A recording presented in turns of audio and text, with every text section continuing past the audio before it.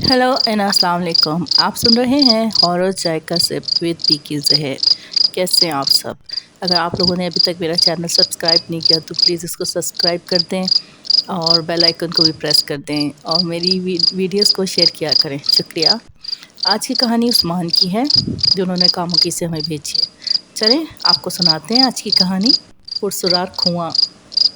मेरा नाम उस्मान है। मैं कामुकी का रहने वाला हूँ।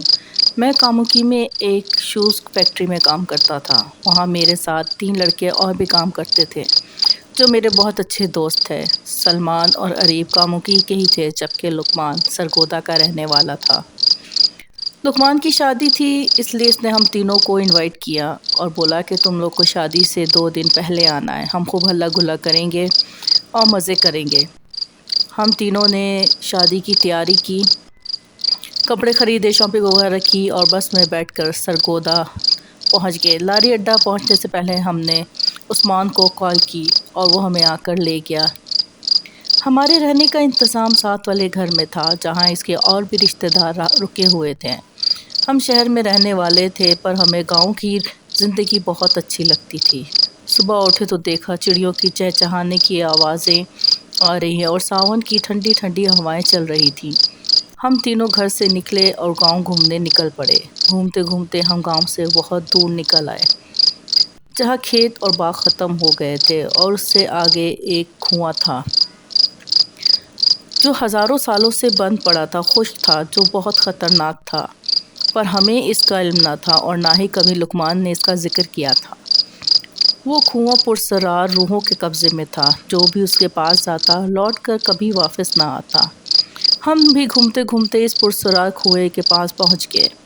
इसके आसपास घूम घूम कर सलमान तस्वीरें बना रहा था कि अचानक सलमान को किसी के चीखने चिल्लाने की आवाज़ आई, पर कोई नज़र ना आ रहा था। हम इधर उधर देखने लगे। सलमान ने कहा, हो सकता है कोई कुएं में गिर गया हो, हमें इसकी मदद करनी चाहिए। मैंने कहा, बेखुश कुआं है, उसके पास कौन जाएगा और गांव वालों को तो पता ही है। पर इतनी सुबह इस कुएं के पास जाने का मेरा कोई दिल ना था। पर सलमान कह रहा था कि नहीं यार, हो सकता है कोई कुएं में गिर गया और उसको हमारी ज़रूरत हो।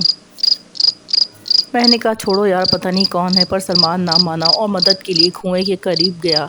जैसे ही वो कुएं के पास पहुंचा तो कुएं से पानी की एक बड़ी सी लहर बाहर आई और उसको कुएं के अंदर खींचने लगी। हमने इसको पकड़ के खींचना शुरू किया, पर कोई अनजानी ताकत जो पानी में थी वो उसको अंदर खींच रही थी। हमारे चीखने चलाने से कुछ लोग जमा तो हो गए थे, पर कोई हमारी मदद को ना आ रहा था। हम चीखे चला रहे थे और उसको सलमान को खींचने की कोशिश कर रहे थे, पर हमारी सारी कोशिशें नाकाम होती जा रही थी क्योंकि पानी में जो भी ताकत थी वो हमसे ज़्यादा ताकतवर थी। मैंने आयतें पढ़ना शुरू कर दी और अरीब ने भी। और मैंने सलमान से कहा, जो बहुत घबरा के चीखे मार रहा था, कि तुम भी आयतें पढ़ना शुरू करो। आयतें पढ़ते पढ़ते एकदम अचानक से इस पानी ने हमें छोड़ दिया और हम तीनों दूर जा गिरे। फिर हम वहाँ से उठ के गांव की तरफ भागे। वहाँ पहुँचे तो सारे गांव वाले हमें ढूंढ रहे थे। लुकमान बहुत परेशान था। लुकमान को सिर्फ हमने सब कुछ बताया कि हम वहाँ गए थे। तो लुकमान ने कहा कि तुम लोग की किस्मत अच्छी है कि तुम लोग वहाँ से बच आए, क्योंकि आज तक वहाँ जो भी गया कभी बचकर वापस नहीं आया। वो हज़ारों साल पुराना कुआं है। पुराने वक्तों में लोगों को सज़ा के तौर पर हाथ पांव बांध कर उस कुएं में फेंक दिया जाता था। उन्हीं की रूहें हैं जो आज तक लोगों को तंग करती हैं, पर वो कुएं से बाहर नहीं आ पाती। जो उसके पास जाता है बस उन्हीं को ही तंग करती हैं। हमने शादी निपटाई और वापस आ गए।